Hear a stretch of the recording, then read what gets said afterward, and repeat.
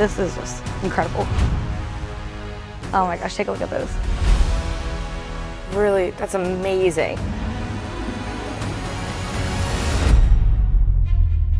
I'm Lily, and today we're here with Keith, who is the manager of the Sony Pictures Archives, and he's going to take us through, show us some props, some costumes, and some really fun Sony Pictures memorabilia.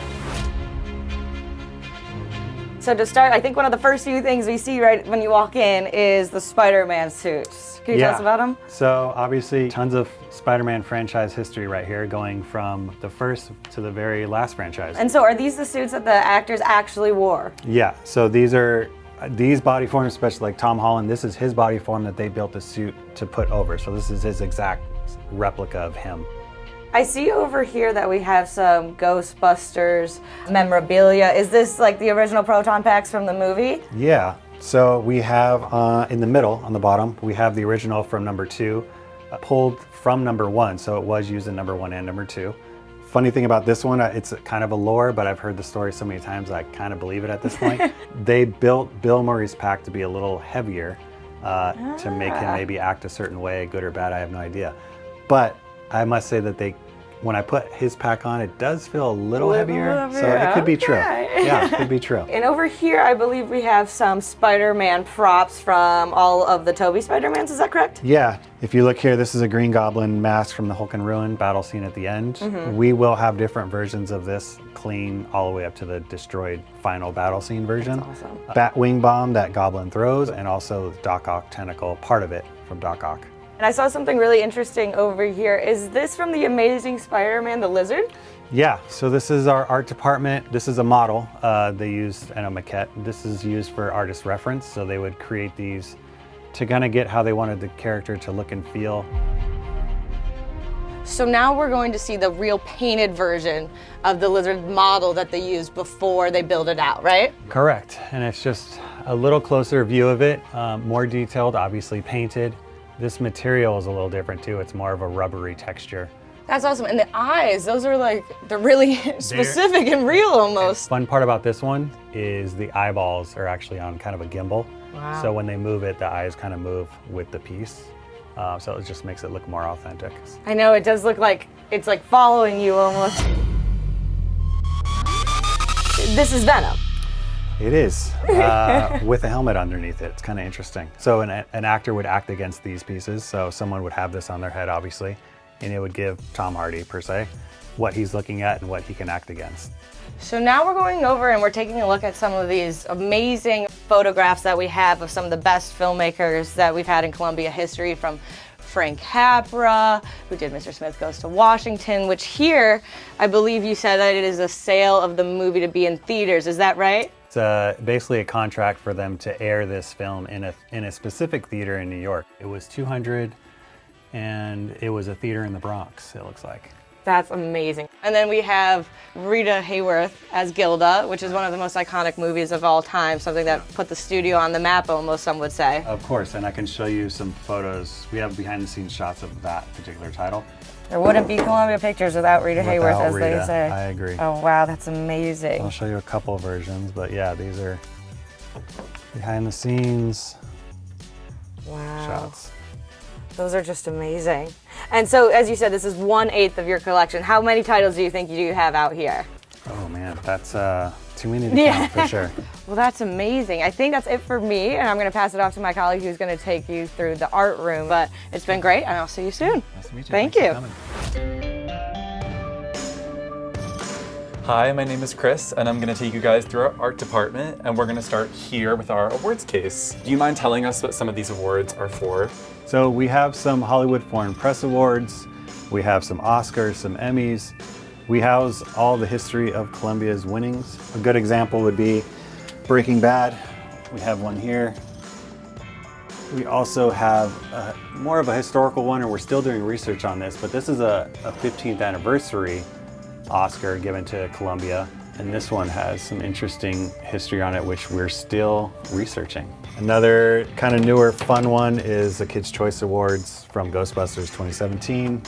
Speaking of awards, I see we have trophies, but these aren't the same awards. Do you mind telling us where these trophies are from? Yeah, so we have a little bit of a mixture here. So, original Karate Kid, Johnny Lawrence All Valley trophy. This one's actually the Jaden Smith version of Karate Kid.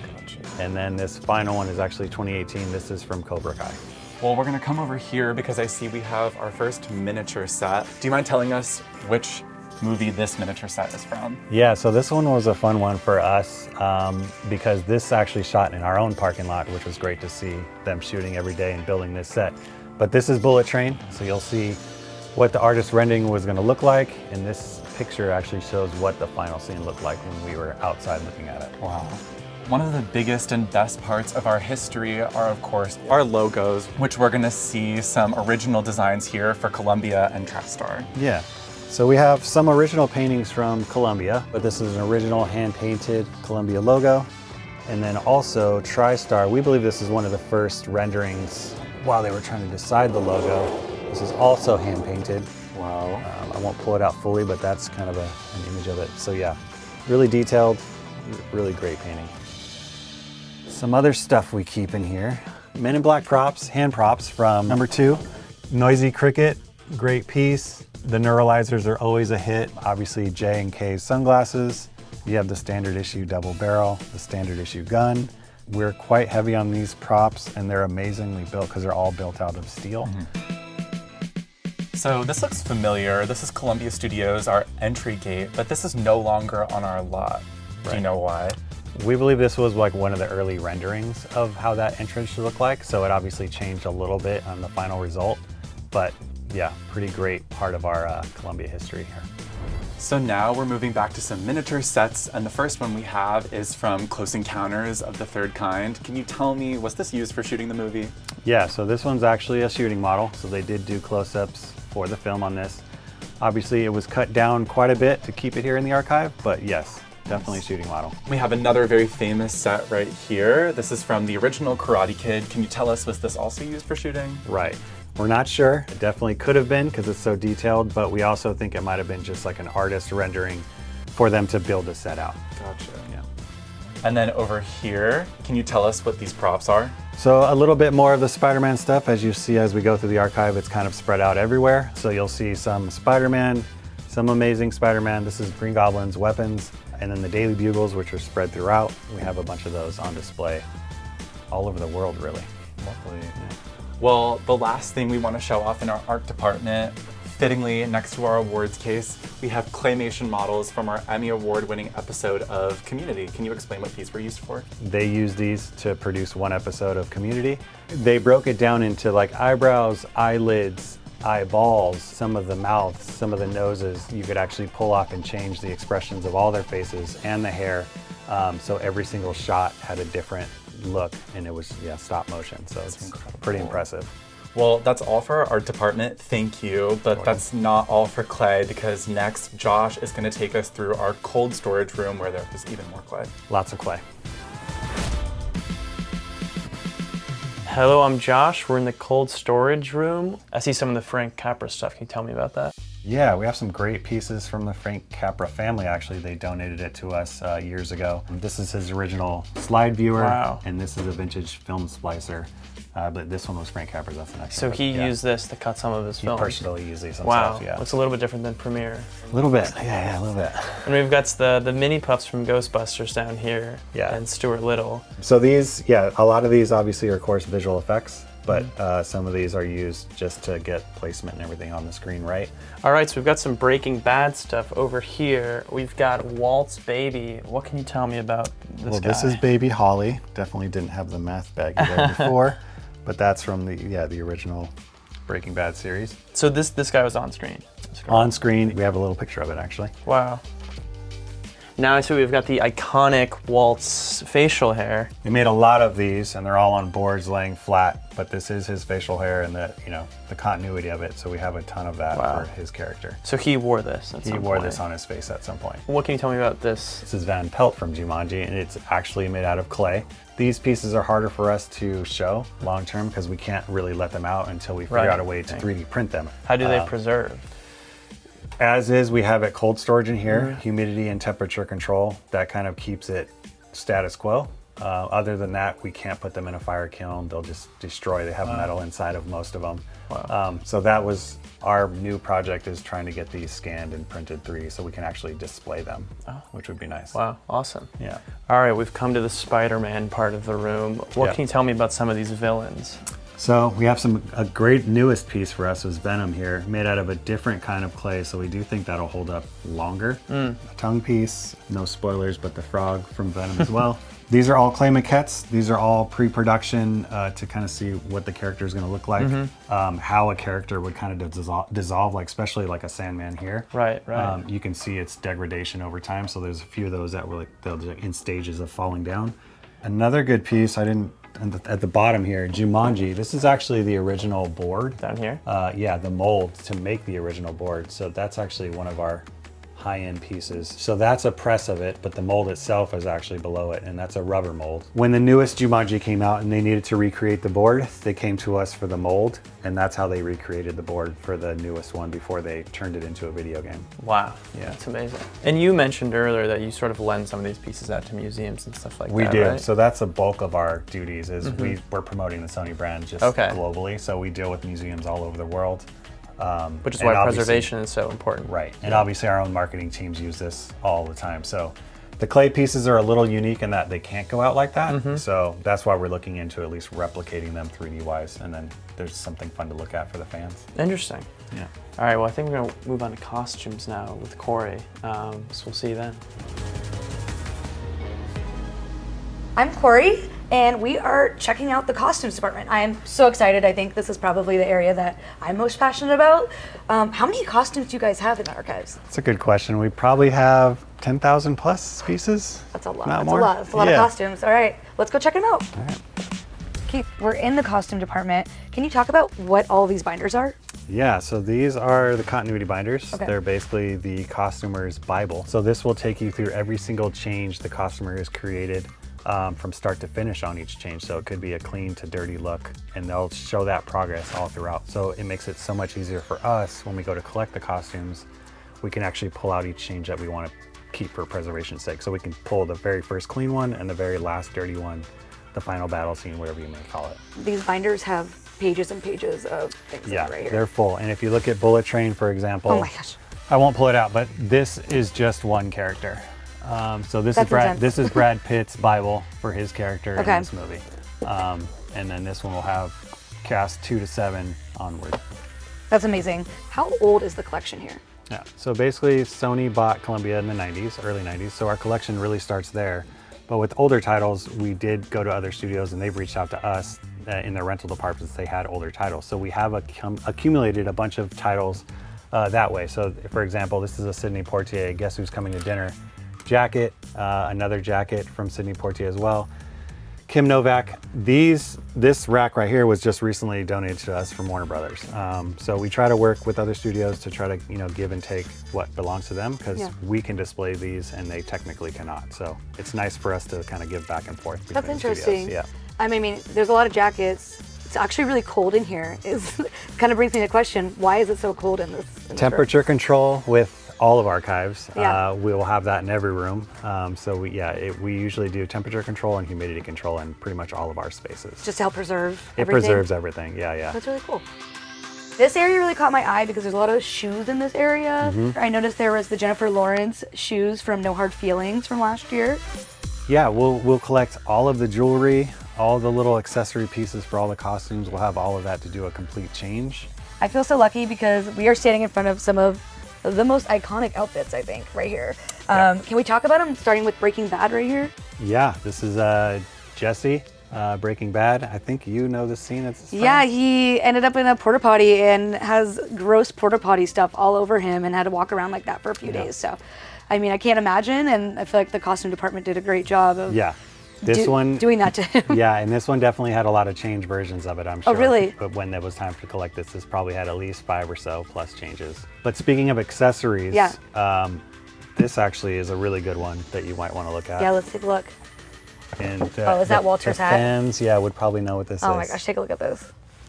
This is Walter White's Heisenberg hat. I feel like I'm in the presence of greatness with this hat right here. That's amazing. His special box for it too. Yeah, everything, these are archival safe materials, so nothing off-gases, at least in terms of the boxes. Some Okay. materials and plastics do off-gas, but we try to like separate those from the rest of the collection. That's super interesting. Yeah. These two, I mean, come on.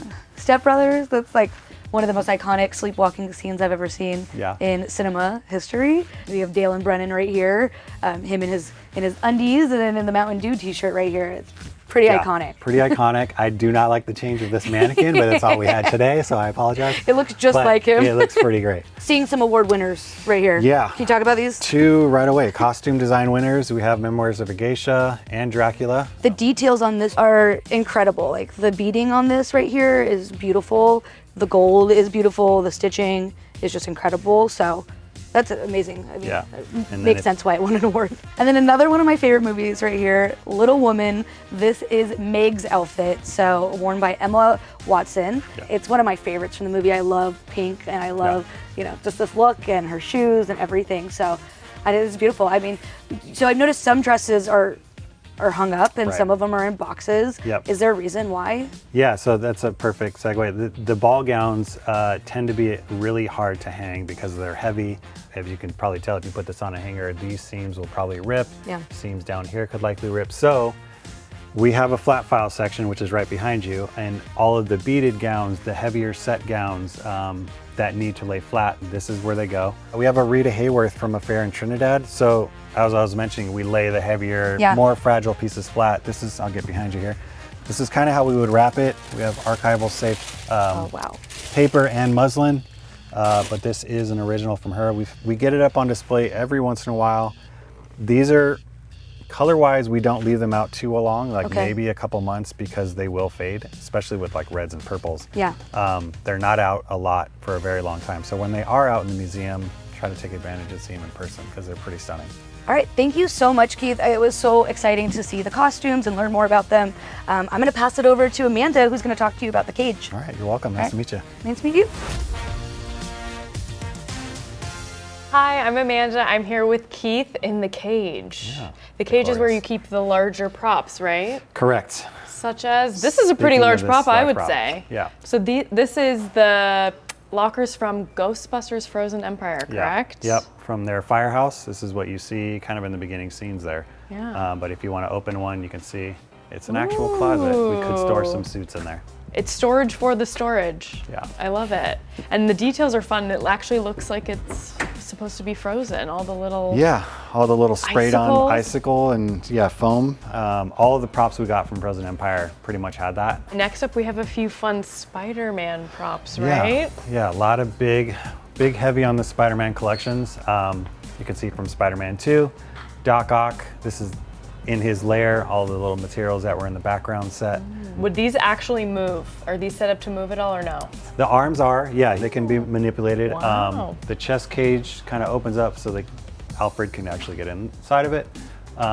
So yes, all movable. Gotta love practical effects. Yeah, Gotta love them. absolutely. Speaking of practical effects, we have more Spider-Man. This is some Spider-Man 1, some Green Goblin Yeah. memorabilia and props. So we have the hoverboard, the glider. And then we also have his pizza little scooter, Yeah, correct? so yeah, the scooter he rides around New York. It's a Pooch Newport. It's great. It's got the pizza boxes on the back. It's ready to go deliver some pizza. Got So the if- helmet ready too. If we revved this up, would it work? It would. We Oh. do drain, so we collect vehicles as well, obviously, so cars. But these type of vehicles, we do drain the oil and everything out, gas, for preservation's sake. But yes, it could theoretically be started again. And now, is the duct tape a subtle detail or is it actually a broken seat? No, that is part of the detail of what maybe the art director wanted to see. So that's how they wanted it to look. A little bit of TV love. Yeah. King of Queens, more lockers. Yeah, Doug More Heffernan's storage. locker. Yeah, so we do collect TV as well.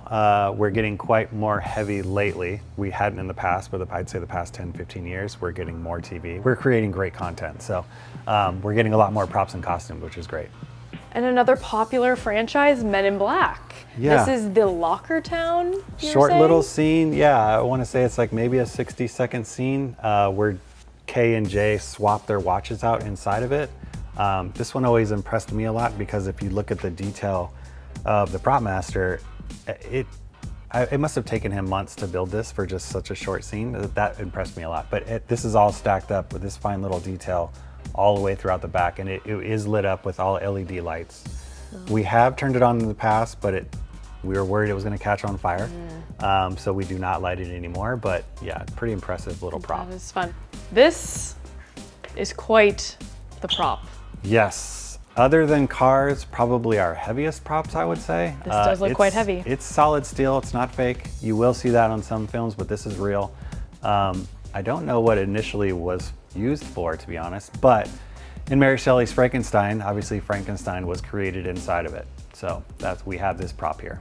Has anyone ever gone in it? Is there anything in there? That's a really good question. I have not tried that. Now that you say that, I actually might try to figure that out. Yeah.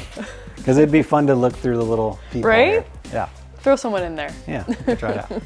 Another prop you could throw someone into, this coffin from Dracula. Good call. Yeah, so this is the original coffin. I believe there was only one made. We have the headdress that goes inside of it as well. Coppola has the actual dress. I wish we had it, but we don't.